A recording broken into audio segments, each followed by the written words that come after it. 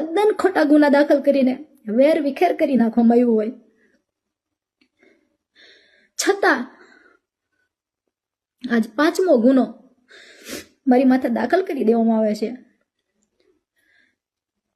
રીમા ઝાલાને જ્યારે હું મળવા ગઈ ને, મને પહેલી વાર જ્યારે બનાવ બન્યો ને ત્યારે પહેલી વાર મળવા ગઈ ને ત્યારે જ કીધું હતું, તારી જિંદગી કે તારી અને તારા પરિવારની જિંદગી કે બરબાદ કરી દેશે એમ.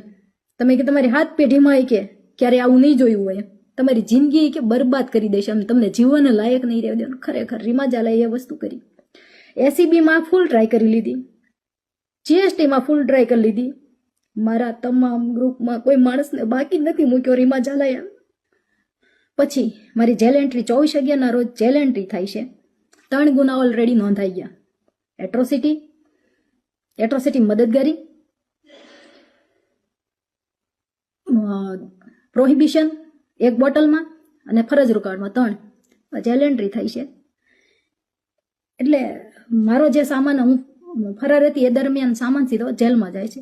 જેલમાં સરખી ઝડપી ન હોવાથી મારું સિમ ભૂલથી એ લોકોથી મારી બેગમાં રહી જાય છે.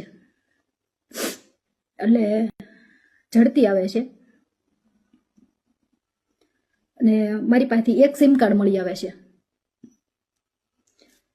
અને જે મારી જેલ એન્ટ્રી 24/11/2025 થી 12/12 સુધી 12/12/25 ના રોજ સુધી ક્યારેય એક્ટિવેશન કે બિન અધિકૃત એનો ઉપયોગ કરવામાં આવેલ નહોતો.